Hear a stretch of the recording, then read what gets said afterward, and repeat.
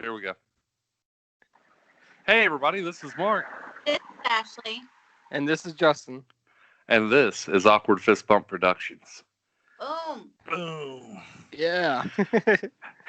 Hey, everybody, I hope y'all had a great Thanksgiving. We didn't do a video last week primarily because we wanted to take time off and be with our family. I know y'all probably find it crazy that we should be working for you all the time. We got to have time off, too. But in the last couple of weeks, we had Zach Adams and we had Callie Still become Patreon supporters. So we want to thank you guys for coming in. You guys get an awkward fist bump. Boom. And thank you so much. We Thank you. appreciate it. Um, if you want to jump on the Patreon bandwagon and help support us financially, it's patreon.com/AFBP. That's patreon.com/AFBP. Make sure you like, make sure you subscribe, make sure you share these videos, and comment at the bottom. So, we've got a great guest lined up today. Many of y'all remember him as Chief Thomas. He was Sheriff Lamb's right hand man. He went toe to toe with Steve at the reunion. And I had to bring it up, Matt. Yeah, But but we had to go toe to toe, and I think if we had our rights, if we had our way, Steve might still be in an alleyway somewhere in New York. But we took it easy on him. But just kidding. All right, Matt, why don't you introduce yourself real quick, brother? well, my name's Matt Thomas. I am the chief deputy for Sheriff Mark Lamb out here in Pinal County, Arizona. Um been working for Pinal County for going on 28 years. I'm coming up on my 28th year, and kind of worked my way through the ranks. I started in the jail, and then I moved out to the street, worked as a deputy, and I've worked a slew of assignments. I was on our SWAT team for 18 years. I worked undercover. I did the cartel chasing down to the desert and did a lot of that stuff, and that was kind of one of my specialties for the past probably 15 years. Um, I rode motors, so I was a motorcycle officer. I was actually our first motorcycle officer for the county. I worked in traffic and did fatal accidents and that kind of stuff, and then of course patrol. So I kind of bounced all over the place. And then when Sheriff Lamb got elected, he asked me to move up from lieutenant to be his second in command, and I took him up on that offer because he's a great dude. Awesome. Agreed. Agreed. Awesome. So let me ask you, because I remember sitting in a briefing room and meeting you guys for the first time. And one of the first things you said was, I can't believe this is even a show because you guys look all like bright eyed and bushy tailed, but that stuff's going to change real quick. So, what were your thoughts the first time? And I guess it would be Sheriff Lamb that approached you with it, but the first time you found out about 60 days in. Well, so actually, I'll back up. I'll give you all the backstory because I know the sheriff was on here and he kind of told you some of it, but I'll give you the dirty details. So live PD, I'll start with live Yes. PD. So in my previous life of being tactical and undercover and all that stuff, doing a lot of stuff with the cartels, we had a lot of media exposure for that because it's a big thing, right? So everybody was interested in that, and so we had a lot of media down here. So I made a lot of connects when I was doing that kind of work. And so after I got promoted into this position, some of those connects that were national connects reached out and they said, "Hey, there's this show, Live PD, and would you guys be interested?" And so I went and I spoke to the sheriff and I said, "Hey, um, they're doing this show. Here's what it's about, and I trust these people. I've worked with them before. They wouldn't, steer us in the wrong direction. So I think it's probably a good show, but I think it's bad timing." And he was like, "Yeah, I agree, man. We were drinking from a water hose when we first take office and with the new administration." So I basically told him, "Hey, thank you, but we can't. Like, we're too busy, and so maybe visit us at the end of the year." And so they said, "Okay, we'll do that." So end of the year comes, and I think it's October-ish time frame at that time. Live PD comes back, and they said, "Hey, we're here. Are you interested?" And I said, "Let me ask the sheriff again." So I asked the sheriff, and he was like, "You know what? I think we're ready. What do you think?" And I said, "Yeah, I think so too," because we had settled in by that point, and we knew it would be a good opportunity, especially with Sheriff Lamb's vision, because he thinks way outside of the box of what normal law enforcement thinks, right? So we said, we think it'll fit in with what we're going for.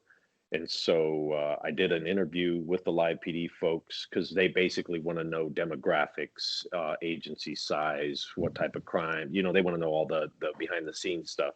So I did a phone interview with them on behalf of Sheriff Lamb, kind of explained to them, here's what our agency looks like. Here's the type of stuff that we deal with.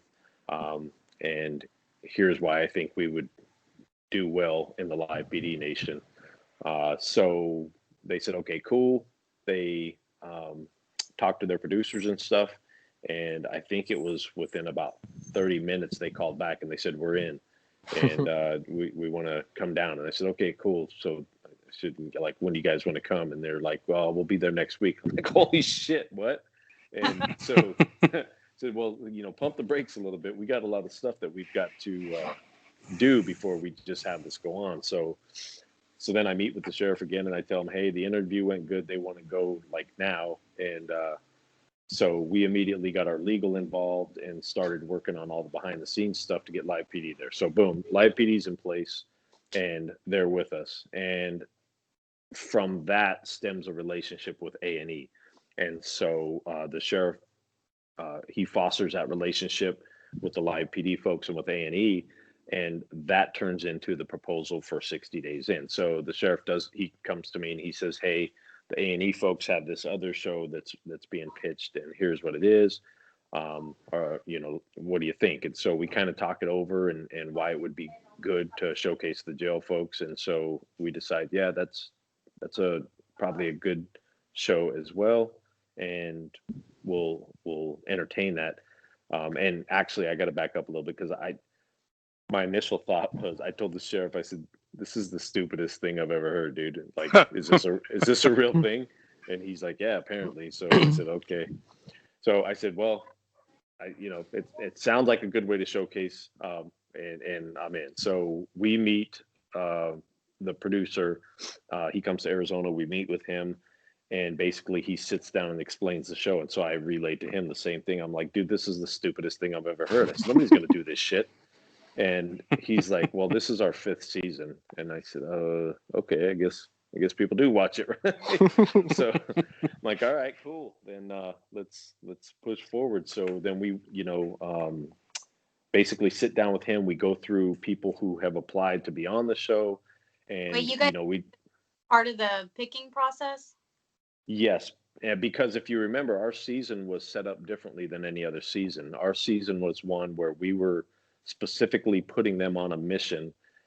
So we got to pick or we got to be part of the process to pick who was involved because we knew what we were going for. So we sat with the producer and went through video after video and just did the yes, no, maybe until we narrowed it down. And Steve was a hard no for me from the get-go, but they felt he would make for good TV, so he ended up in the pot. But anyways, that's how we got to having the show.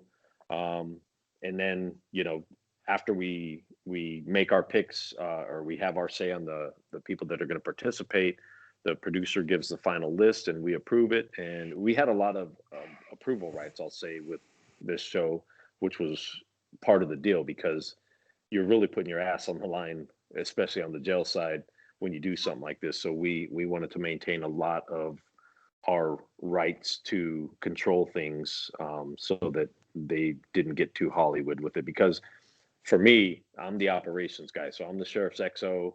I take care of operations. That's my job. Mm-hmm.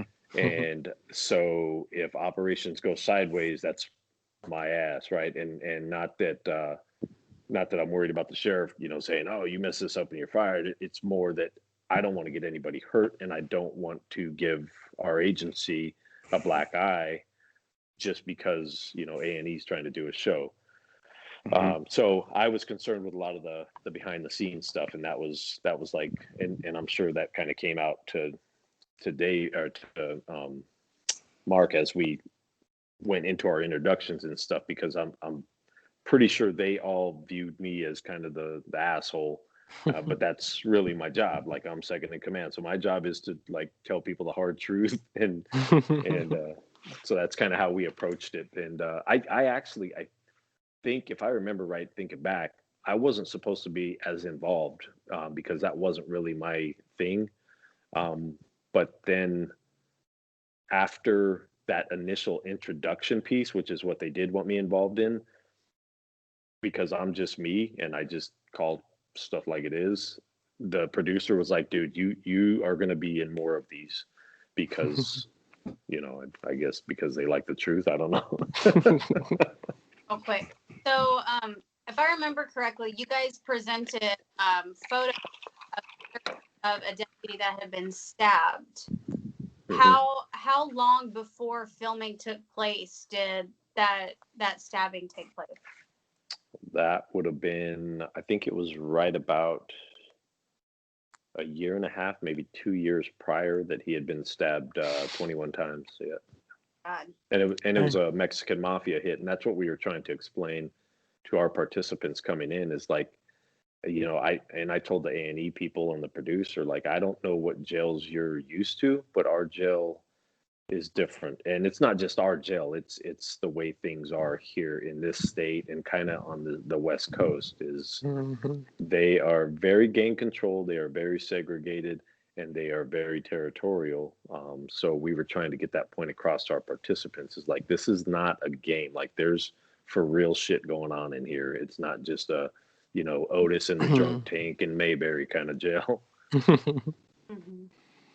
And that's what a lot of people don't understand about how real jail and prisons are. Like, you can make it through it, but in a heartbeat, anything can change, and you can get stabbed, you can get jumped, you can get beat, and that can happen so quickly. And I mean, I don't know if I think I've told the story, but not really in depth. But like, when I was at Waycross, I was going to chow on a Sunday afternoon, walking into the chow hall, and I get stabbed in the back of my head and didn't even know that it was about to happen. And it knocked me out. When I woke up, next thing I know, there's a war going on. You know what I'm saying? There's 5 or 6 other people getting stabbed and fighting, and everybody running, and people getting sprayed, and like it was crazy. It happened so quick that you never know how fast or when something's gonna happen, and when you're locked up.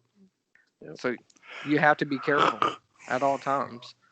I want to ask you this is probably more of a fan question because Ashley will tell you that we constantly get fan mail from social media on how do I get on the show and this, that, and the other. Yeah. And, All the time. I'm like, why would you want to get on the show? I mean, I get it. Okay. Right. So I've done it, but how many, cause you go through, we go through a whole process. Mine was about 6 months before I was selected. But how many videos did you guys look at? How many people did y'all look at before you selected the 7 of us? Dude, I want to say it was probably 30 people because it seemed like forever. And it was shady as hell, man. Like we met him at some hotel and then he was like, hey, man, we're going to go up to this room and we're going to view these videos. And I'm like, dude, this feels like a drug deal, bro. And, so it was real crazy at the beginning because I was telling the sheriff, I'm like, man, this kind of feels like a setup, man. We're going to some room with some dude that we don't know. And we end up going up there and he, he's got a whole suite, of course. And we sit there and watch on his laptop. But it was probably about 30 people, I think. Because by the end of it, we're just like, no, maybe, yes, Oh my goodness. So how did Mark get chosen? I'm sorry. Was Mark a yes or a no? I want to know. Or a maybe. Remember, he did say maybe. Yeah. Mark was a yeah. Well, he was a maybe for me because the concern for me with anybody. So when I looked at Mark in the beginning, I was concerned for his safety because of the things he described. Because I don't know his background and any of that, right? I'm going off of pure. Here's a guy on a video. He talks intelligently. He seems like a nice guy. He looks like a nice guy. Well, nice guys don't do well. And so that's my concern is like, I know nice guys don't do well. So, and not that they can't, but that there's a bunch of predators in there that try and take advantage of nice guys. So that was my concern. So I was a maybe on him. I think the sheriff was okay with him. He had a good feeling about him. And I'm sorry, I'm talking about you like you're not here, Mark. But No, it's actually I kind love of cool. I love the honesty. That's my favorite part of this Well, whole process. you know, A and E, doesn't really, they're really secretive, even with us on the selection process. So I'm Right. actually very interested to hear the truth about what you guys thought and how that went down. yeah, and So I don't many know. people I ask don't about that. know. The producer, I don't know what they're looking. I imagine they have a whole slew of things they're looking for because the producer didn't really tell us his angle. He was asking our opinions. What do you think about this one? What do you think about that one? And we would just tell him yes, no, maybe, and here's why. And then he would take it all in, and then he would kind of narrow it down based on that. And like if there was somebody that he felt strongly about, like I think could you guys reconsider this one? We'd take a look at them, we kind of talk it through, and then they would make their final selection. So we never did get an insight into what his thought process was or what they were looking for, but we did, we knew what we were looking for and trying to avoid. So let's talk about Steve. I love how you said he was a hard no from the beginning because, so for those that don't know, we had no idea, and then that they kept it a secret all the way up until the reunion. In fact, when we did the promotional pictures and all that stuff, we had no idea until this guy walks out on stage and they're like, "Hey, guess what, guys? Just so you know, there was a seventh participant." Um, Dun so dun dun. yeah, dun dun dun. They did the same thing And to us, and it's kind of like, Dan, what are you when they had doing? when they had the special forces crew, I think that's what they called them, the elite Yeah, squad or it whatever. kind of punched me right in the pride. Like I called, what were we calling them? Like so we were in a big group chat. We have some name for the All-Star Squad is what we were calling them. Mhm. But they're pretty cool. So yeah. That's hilarious. So you said he was a hard no. Right. So was he at any point during the 8 hours he was there? And of course, that kid, I think they said he was there, 2 days, right? 20, I think it was 26 or 28 hours he made it. Yeah, so he made it barely over a day. In fact, he had more Yeah. airtime. They must have used all his airtime Yeah, because he was on like 4 episodes before he made his they made him look dramatic like exit. he lasted a while, but he didn't. So He's such a wiener. Gosh, I can't with him. Like Yeah. I'm embarrassed. You and me I both. get secondhand embarrassment when I see him. I don't talk bad about a single participant that did this show. Not a one of them. Well, except for two, and that's Robert and Steve, because they just Yeah. made such a mockery of it, and I just get secondhand embarrassment when I watch them. It's So just- Well, yeah, he was. I am the king of second and third chances sometimes. Right. So even after the reunion, he reached out before, I think it was when the show came out or whatever. He said, "I just wanted to let you know I'm sorry." And so I was like, "Okay, you're cool, dude. You're cool by me, man. Yeah, you were a Yeah. jerk, but whatever. I'll give you a second chance." And then he goes Right. off and gets arrested again. And then I don't know if you know this, but he faked Oh, his yeah. own death. I know all about that. Yeah, he faked his death. And it was just like, See, dude. the In fact, cool thing is that the law enforcement community is big but small at the same time. So when he got arrested in Kentucky, I knew within 12 hours. I had an Instagram message in my inbox, and they were like, "Hey, you don't know me, but I'm a detective, and I'm a detective at this one spot. And this guy got arrested, and I know he was a complete ass to you on the show." I was like, "Oh yeah," and he goes, "Yeah, he's sitting back in our tank. Is there any message you want sent?" And I said, "Yeah, just tell him Karma's a bitch." Yay! From all of us to you. Yeah. Oh, I love that. Yeah. what a he butthead. has actually come onto one of our videos on the YouTube channel and disguised as a different person, which is what I hear he does. He has like an internet persona, like 8 different Did he really? profiles. He came to Yeah, our channel. That's what didn't he bitches say? do. If you go Sorry. back to the video where we made the announcement about where I made the announcement about Steve being faking his death and really being alive, if you look down, I didn't delete the comment, but he's a really good guy. You need to get off of him and this and I was Bless like, his "Hey Steve, how heart. you doing?" Because I was like, Yeah. that's the only person that would defend him is him. Miss Williams So, does that to me. Every once in a while, she'll pop back up and try to attack me. Like, she's ridiculous. so I guess he gets on the payphone and he's like, if y'all don't get me out of here, I'm going to jump on this table and expose the program. I don't remember exactly the words. So how long from that moment to when y'all pulled him? It wasn't long at all because, well, let me back up. So let me give you a little backstory on Steve because you wanted to know about the hard pass. So I'll work forward from that. So when they showed us his, profile and his video, I was like, nope. And the sheriff's like, nope. And the producer's like, well, why? And I said, dude, he's going to get his ass beat because you can just tell he's one of those guys that runs his mouth and tries to act tough, but he's not tough. And he's going to get called on it. And when he gets called on it, it's going to end bad for him. And I said, that's a no. And so then, like I said, the producer kind of said, well, they like the private investigator piece and he talked a good game. And so they were like, what do you think? So that was one of those ones that we kind of revisited. And the sheriff and I were reluctant with him. But we said, okay, well, and I told the producer, I'm like, I'm telling you now, dude, he's going to get his ass beat because I can already see what kind of guy he is. And he was like, nah, we think he'll do okay. All right, cool. So anyway, Steve goes in. Well, what you guys didn't know is that the day that we did the whole introduction piece where we met you guys for the first time, he was in a separate room, right? And that's the first time we had met him too.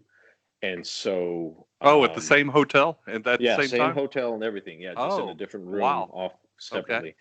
And so when he comes in, first off, so just for context, so people will get it in the reunion show why it's so funny.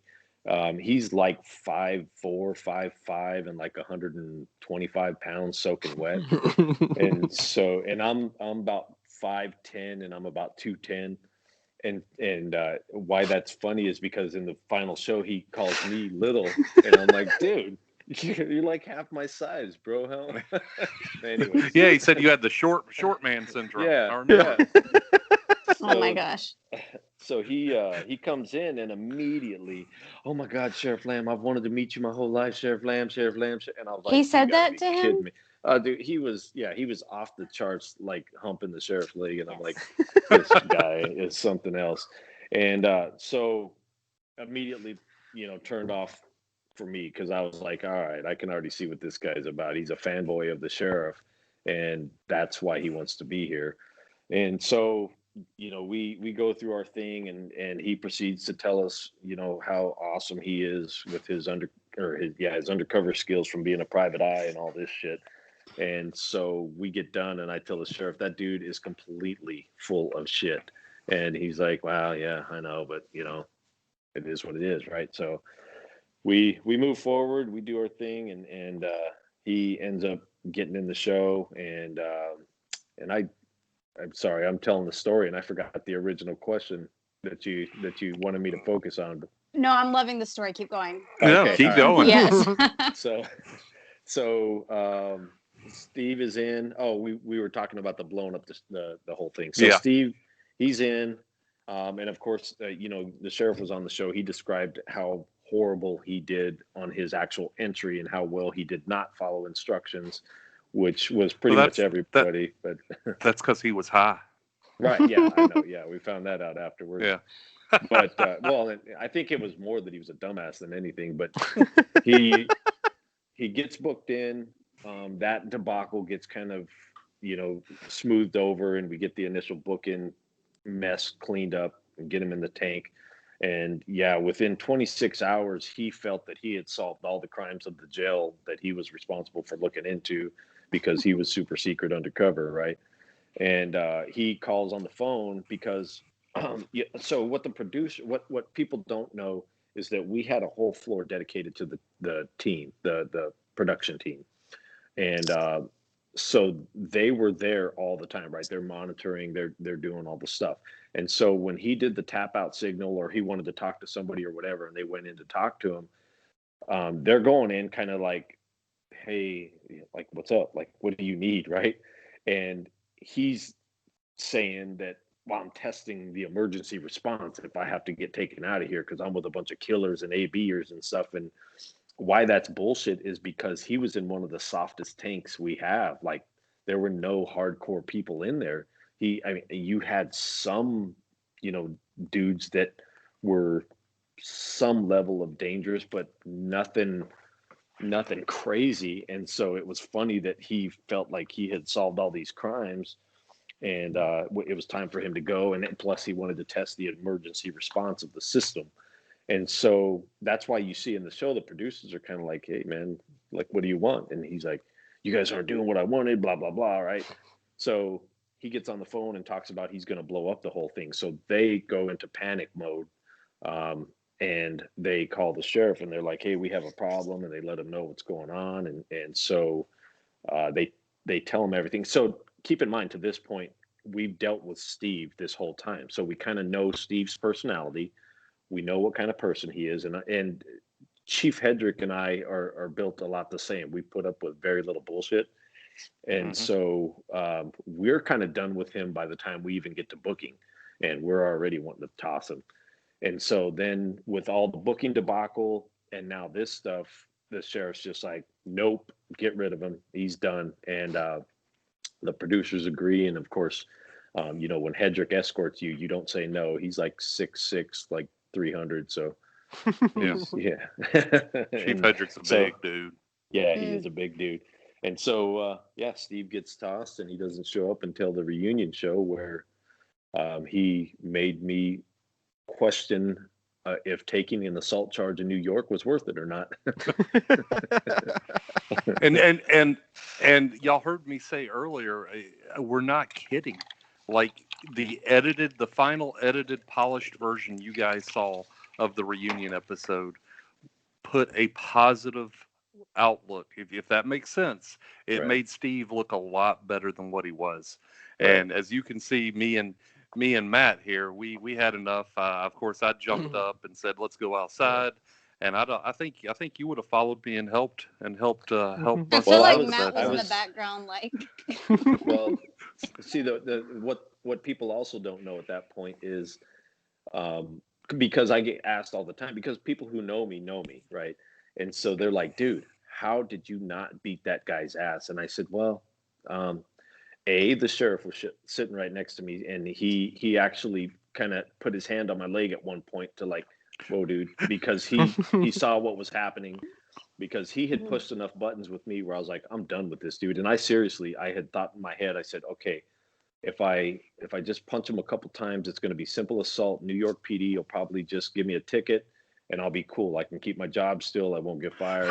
So all that shit is going through my mind as Steve is talking. And because I have reached a point of rage when he just keeps talking the shit that he's talking.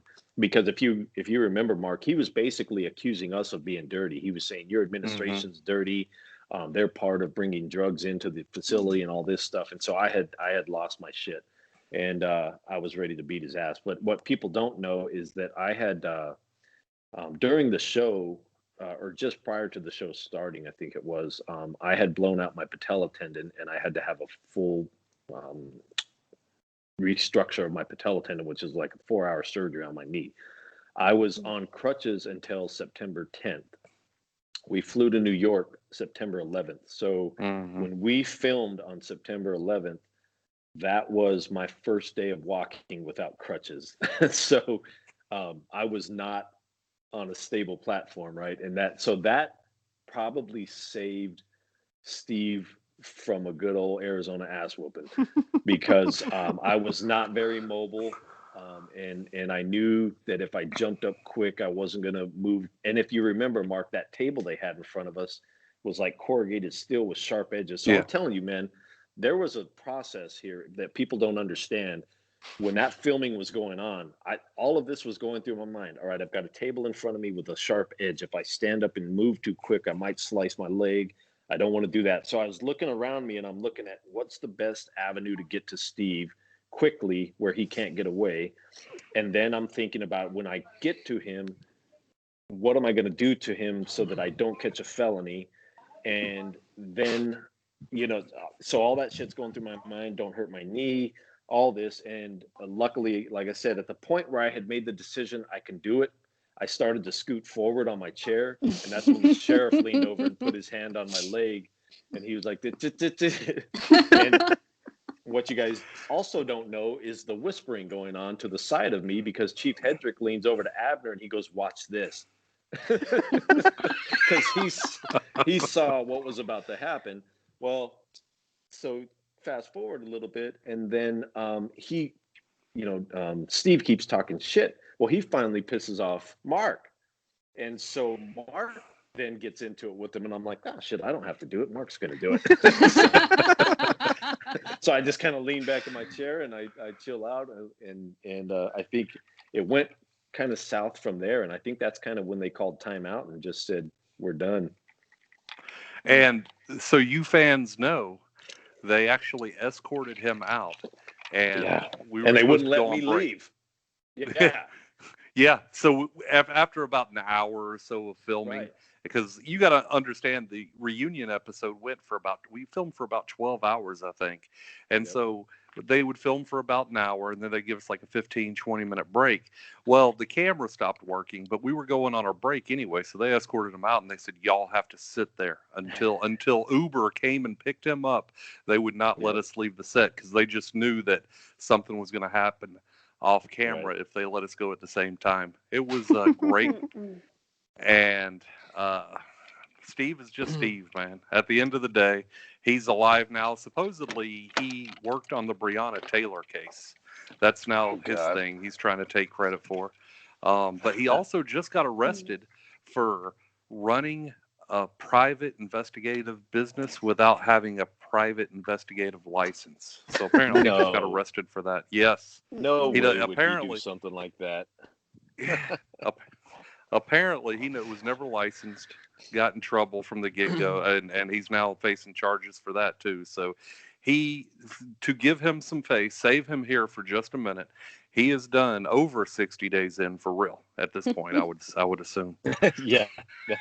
That is a true statement. Yeah. He's such a dildo. Well, like I said, every time he would get arrested, because he was in Kentucky, every time he would get arrested, I would have brothers in the law enforcement community reach out and say, "Hey, he's back in jail." It was awesome.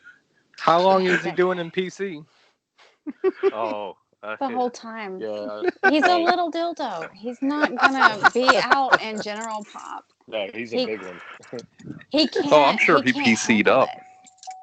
it. Yeah, I'm absolutely sure he PC'd up. See, that's what people don't understand is I'd rather take an ass whooping than go to solitary and be alone. Like, I don't know why anybody would want to. Like, you gotta be a special kind of coward. By the way, I'm sure Steve's gonna watch this episode. So, hey, I gave you a second chance. I even gave you a third chance, but at some point, you just got to give up on people, and it is what it is. No, I'm friendly. I'm friendly with every single person that has been on this show. I just don't have a tolerance for Robert, and I don't have a tolerance for Steve, because, like I've said it before, the show means the entire world to me. It's helped me in my law enforcement career. It's helped me change like my majors in school. Like I'm going for a master's in social work because I want to continue to be part of fixing that population. So I took the whole show so seriously, and I may not have been perfect, but like at least I gave a shit, and it was just it just burns me up when I see them, like people making fun of it or trying to use it as like a catalyst. It's like you're messing with people's lives. Like these are people who are truly incarcerated, who are truly at the end of their ropes, and to go in there and use it as like a jumping off point for Hollywood, or because you think it would be fun to be on reality TV, like it's not, like that's not okay. That to me, that's disgusting behavior. And it's like either do it to help or just. It might be fun to be on reality TV, but it's not fun. Not that reality show. I should have been on The Bachelorette. I do want to put this out there. If one of you Hollywood directors sees this and you want to offer me like $40 million to do a movie, I'm in. I am in. I didn't do it for that reason, but I ain't going to turn down $40 million. I'm just saying. Well, and Steve, what people don't realize is why he was so horrible and dangerous to the rest of the crew was with his threat of blowing it up. he doesn't realize the ripple effect. So if he said something in his tank, he doesn't understand how fast that gets to the other tanks, other pods, and how they will then, because they'll view it as snitches, not that it's, you know, some show or whatever. They're going to view that, oh, we got snitches in our tank. And then people go to what almost happened at the end of our season, you know. They'll go to start checking pedigrees, and then if you don't add up, you get beat down. And so he doesn't realize he put everybody in danger at that point, which of course, you know, is exactly what we're trying to avoid, is anybody getting hurt and having something bad happen. And that's what really pissed me off about him. And then of course, like I said, he was basically trying to say he figured everything out in a 24-hour period, and that he was a super crime solver, and that we were all crooked. So what was great is Abner actually called him out on that. He said, I clicked up with the Aryan Brotherhood within 24 hours. Right. And if you did the show, you would know they didn't have Aryan Brotherhood. It's Woods, Kinfolk, Chicanos, Chiefs, and Pisces. I think and we do have Aryan Brotherhood in Arizona, and that gang is there. But I mean, that would be like Abner saying, hey, I clicked up with the Mexican mafia. You wouldn't say that. Like, that's not something you say. So it's just ridiculous. I really liked when he mentioned, I can't remember specifically what it's called, but it's like where they were sending drugs through the mail, and it was like on the envelope. What was that? He thought what was that called? Dipping, where they call it dipping, where they dip when it Steve in was acid like, or whatever. Yeah, Steve was like, oh, and I figured out that they were doing this, and Abner just looks at him with like a stoic face, like, it's called this. Like, it made Steve look like it's like a thing everywhere. Yeah, it's everywhere. That's what and that's the thing that he did. He knew some stuff, and so he basically threw that out there. Like, here's what I figured out. And I'm like, dude, everybody knows that shit. Like, even people that don't go to jail know that shit. Yes. It's not a secret that there are drugs in every jail in America.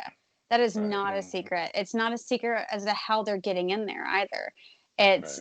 That's not what the purpose was, and I don't know how he lost it. If there's like a cool new way to hide it, then that's great information. But it's so much more than that. It's the intricacies of like how are they passing it from this pod to this pod if you don't already know, or what guard, if a guard is bringing it in, the inmates are going to talk. There's no secret amongst inmates. It's like you'll find that out. He's a dum-dum. I just don't like him. So from the time, my bad, before the show started until after the show was done, do you think that it helped change the jail? Oh, absolutely, man. Because these guys were actually rock stars. Now, I was really hard on them, and I know people that watch the show. Like I said, I came across as an asshole. Well, I kind of am. But it's not that I'm an asshole. It's just that I'm a hard dude to because I expect a lot, right? I demand a lot of myself, and I demand a lot of others. And so with all of our participants, I was from the get-go very demanding, and I wanted to be straightforward with them. And I didn't believe in some of them because I just didn't see it. And like Brooke is one of them. I will give her props. I did not see her doing as good a job as she did, and she did phenomenal. Mark was another one. I thought he would tap out early because I thought he was soft and that he wouldn't make it, and he proved me wrong, and he ended up being one of our exceptional guys. But we got some phenomenal intel that helped us change the way we did some of our business. Because like you're saying, there's always contraband, there's always stuff going on that you can't control, or that you can't completely control. But what the show did is allow us to have a better level of control over the things we could. And so we learned some things that allowed us to do that. And ultimately it makes it safer, because the big problem now, and it was starting to be a problem back then, was like fentanyl. So people ODing on fentanyl. And then of course, some of the gang stuff going on can of course end up in injury. So we got some really good intel out of it. We got some good insight into how our operations work.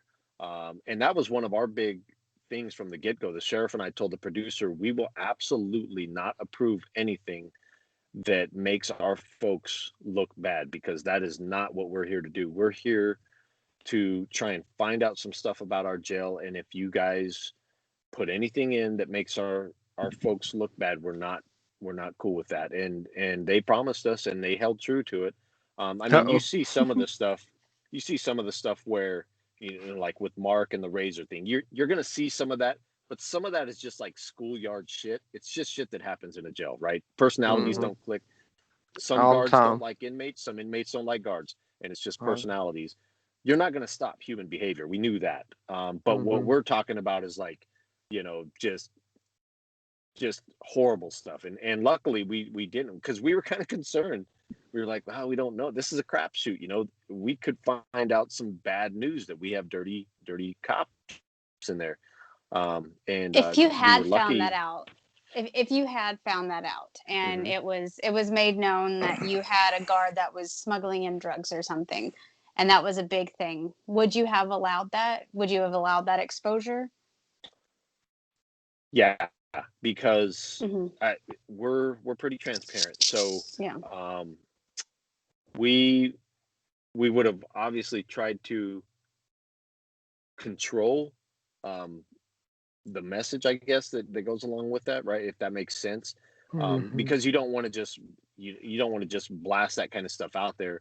Hmm. But I don't think we would have had a problem saying, "Hey," because honestly, it's that person's choice. So if they choose to be in that kind of position and be crooked, that's Hmm. on them. So we're not gonna protect that person further by saying, "Oh no, this never happened."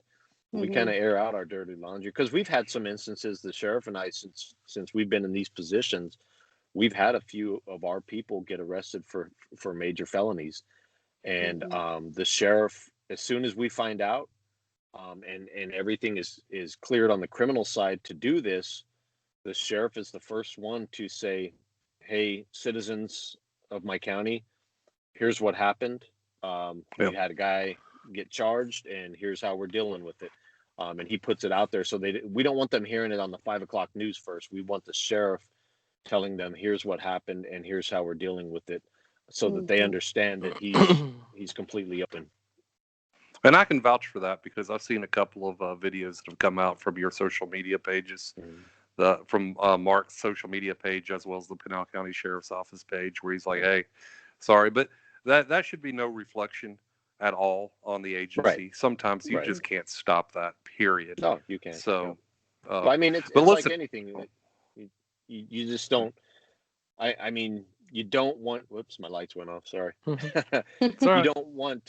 It's like a family, and you don't want any of your family, to be accused of anything bad or be known for anything bad. But it happens, man. People make mistakes. Sorry, Mark. That's all right. Hey, Matt. I know. When we started this, you said you had another meeting. It's probably coming up on pretty soon. So I want to be respectful of your I don't. time. What time are we at? Let's see here. It's 17 or 5:34 your time. Oh, it's 6:34. Yeah, I'm good. I still got. Well, I mean, unless you guys have to wrap, but I'm still good for probably 20 minutes or so. I'm at Oh, 8%. We can go until I die if you want. Right. okay. I just wanted to be respectful of your time, Yeah. Matt. Sorry. Yeah. Nah, no worries, man. It's a good talk. It Yeah. is a good talk. But so now that you have 3 law enforcement officers here, Justin, do you feel a little ganged up on? Should we try to bring on Josh real quick? I ain't Maybe scared. Roger. I ain't scared. Man, one time I was at this camp, and so we had a window, like 2 small windows like this, and then it had like a bar in the middle and another small window. Well, the bottom one was a flap, so we had and there was 3 of us to a room. Well, the guy in the middle bunk, he opened up the flap, and he was on his phone. The other guy was on his phone, but they couldn't see the other guy. He was on the bottom bunk, and I was sitting there watching. I said, "Oh man, they going next door." So they were like, "Okay." So they put their phones up, and one didn't really have time to put it up in a good spot. The other one did. So they come in there, they shake down our room, and they find, I mean, if I told you everything they found, you wouldn't believe me.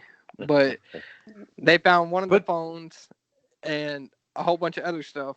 So they took us out in the day room. They split us up. And I'm sitting over there and I'm like, golly, man. And next thing I know, man, all these cops come away from the room and they come over to me, and I got the lieutenant, I got the sergeant, I got the captain, and like all these other guys just all around me. I probably had about 8 or 10 of them standing around me, and they're like, whose phone is this? And I was like, Lieutenant, where'd you get that phone at? I ain't never seen that phone. Man, I've been locked up so long, I never seen a touch screen like that, man. I wish I would have been calling my wife and my family all the time. I wish I would have. And she was like, you know whose phone this is? I was like, man, I ain't never seen a phone like that. I've been locked up so long. They had flip phones when I got locked up. So no, I will say that Pinal County Sheriff's Office, the entire 60 days we were there, I never saw too much contraband. I mean, there was always a little bit, but they do a good job as far as getting the contraband. The majority of the time, what I saw, I mean, was the abuse of the prescription drugs. There's no way to stop that. That's just that is what it is. And maybe passing notes, like we told y'all about the passing of the notes thing. That was about it, man. Yeah, they that's had a on lockdown. That was I think one of the big my things for us was season- the kite passing and the information, because as you guys know, with that kite passing, a lot of times orders are given, and so if we have heavy gang presence, we know that that's how they're giving out orders. So that was a big deal for us, figuring out some of the stuff of how that was going on, because if we can interrupt that communication system, it helps disrupt their organization in there. But in most counties, you don't have that many bad like drug problems. I mean, like you said, like you got the prescription pills and stuff, but besides that, you don't have too much going on inside most county jails when it comes to drugs and phones and stuff like that. That's more in the prison. I don't know. Did you not watch my season? Because our women were coming in with whole entire wallets filled of all kinds of contraband that you can imagine. And I use the term loosely, so take that what you will. No, I haven't seen it yet. I just finished Mark's season. I think the show opens up when it says, "Welcome to 60 Days in Etowah County," and there's a woman on a bed, and her friend's assisting her with excavating her wallet, so to speak. It's very. Did we lose? Hey, yeah, I was gonna say timeout. Matt, are you still there? Matt. We might We lost Matt. might have lost connection. Oh no! Yep, he's gone. Oh no! Is everybody? I wonder if what happened to him is what happened to Sheriff Lamb. Yeah. So y'all don't. Okay, so for those of you that view the show, hello. Okay. We're here. Okay, so during the Mark Lamb interview, he got a couple of calls, so we had to edit that out. But I guess it is what it is. I guess he's gone because it looks like he said he left the chat. So it is what it is. But guys, that was Chief Thomas. Great interview. I think he did a great job in shining the light on, and it was great behind the scenes gossip. Yeah, behind the scenes was fantastic, and the Steve gossip was phenomenal. And I'm not even a big gossiper, but it is what it is. But hey, guys, I guess y'all see Ashley's dog. This whole has completely gone all the way down. That's awesome. But this is our awkward show. That's why we call it awkward fist bump, because you never know what you're gonna get. Matt is back. Dude, we're not even gonna edit it. We're gonna keep it as is. Welcome back. Hey, thank you. So apparently I wasn't paying attention, and my phone was at like 3%. So right after I said whatever I said last, it went boom, and it was gone. Well, it got really because I was talking about women sneaking in things through their prison wallet, and this is how you were frozen. It was like,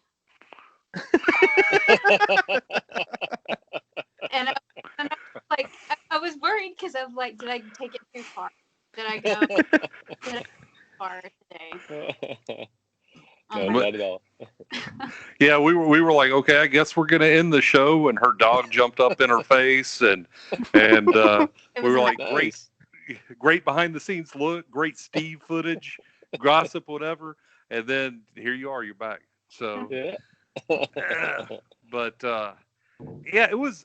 The one thing that bugs me about the editing to an extent is you saw all the bad COs, but I will be the first one because that seemed to be what the show really kind of gravitated to. But Right. you'll see, and Well, they Matt got to knows show some because drama. yeah, well, Matt was there, so like there was a time when I was sitting there and we were doing the sit down interviews and we were briefing the sheriff and team on what was going on, and I was like, hey, here are your bad COs, but here are your great COs. So I don't want y'all to think that all the COs or DOs as they call them, I don't want y'all to think that all the detention officers are bad, because the few that, as you said, as you called it, petty type stuff, the few that we had issues with were far overshadowed by the good staff at Pinal County. So I don't want that to not be said. Yeah. And what people don't understand is that it's not just DOs, it's cops on the street too. You reach a point in your career where you're just tired of people, man. You're tired of everybody. And so you get, and I was there in my career at one point where it was like the hell with everybody. And hey, can you help me? Help yourself, asshole. You kind of get that attitude. And so I think that's what people saw is really when you talk about some of the DOs that came across as bad on the show, is that's what you have going on, is you have people, you have a human being that's kind of fed up with the whole system at that point. And for us, the way we look at it, the sheriff and I at least, is not like, oh, that's somebody that we have to discipline. We look at it like, okay, that's somebody that we have to reach out to and see, like, hey man, is there something going on? Is there something you need? Is there something we can help with? Because I find that generally speaking, and this is true for all human beings, when they are like that to somebody else, it's because they got something going on, right? And so, yeah, that's just kind of the way we looked at it. But of course, it makes for good TV too. Unless you're the officer that Ashley had to deal with, who was banging the key in the middle of the night up against metal doors. Did He you was watch? banging his. No, I didn't. I'm sorry, I didn't watch it. I could barely watch ours. Yeah. No, Yeah. Before we started filming, hang on one second. Go close the refrigerator door. Yes, ma'am. Are you talking to your husband again? No. This is my life. It's my son. My son misses me, so I told him he could sit in the room as long as he was still. That's cool. Still was not, so I could hear the refrigerator beeping. But I had a guard that she left me naked in a 2-man cell for 12 hours. Wow. She liked to bang her keys on the walls all night long, flip the lights on and off. She swore at us. She pepper sprayed a girl just for calling her the B word, and it was. I mean, it was. It was. That's just mean.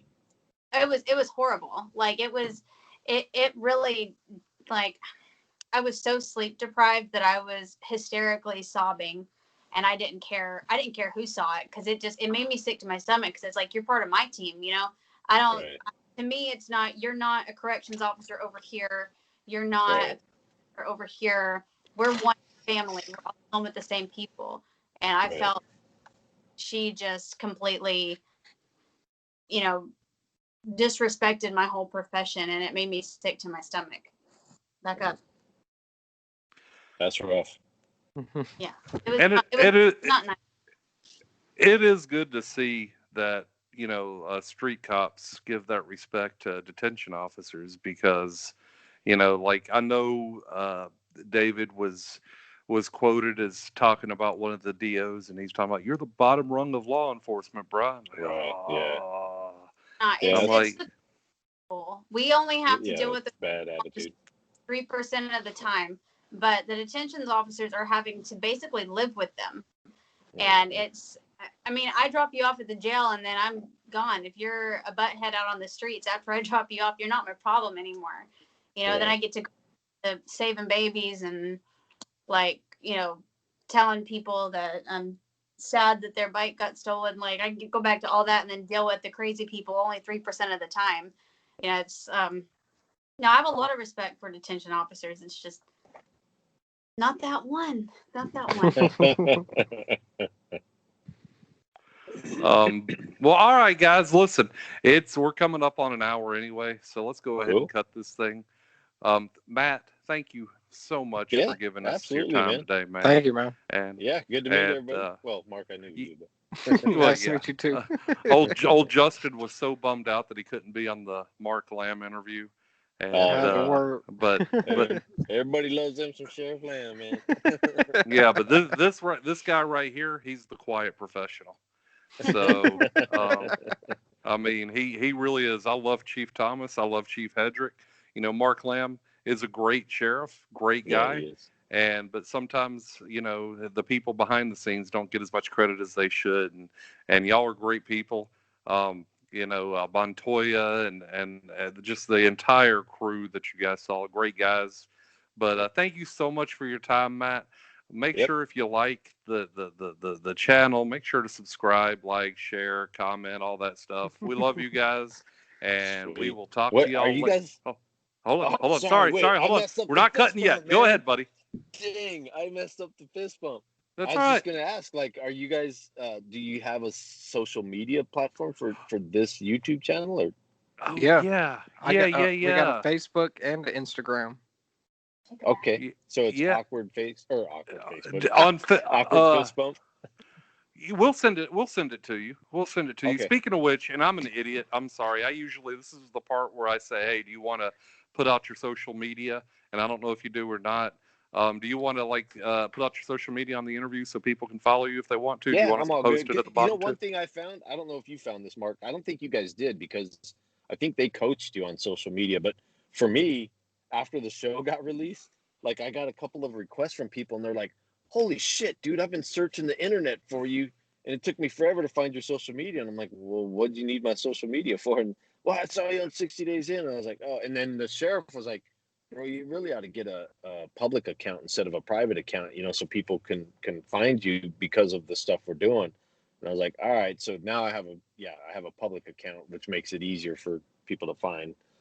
So, so I'm public. So I'm kind of out there with the stuff anyway. Not like him. I mean, he's on a whole nother level, but you know what I'm saying? Well, what's your social media? What's your account? I am Deputy_1time on Instagram. And that's pretty much my platform. I cross post, so it links to Deputy One Time on Facebook and Deputy One Time on Twitter, but I pretty much just post on Instagram all the time. And now I post a lot on Parler too because they don't censor us. Ooh, yeah, Parler. Oh, by the way, congratulations on the re-election, y'all. Another 4 more years at least, huh? Yeah, absolutely. Yeah, it was a tough race, man. I mean, you had some tough competition. That's cool. All right. Well, we love you guys, and we will talk to y'all later. Boom.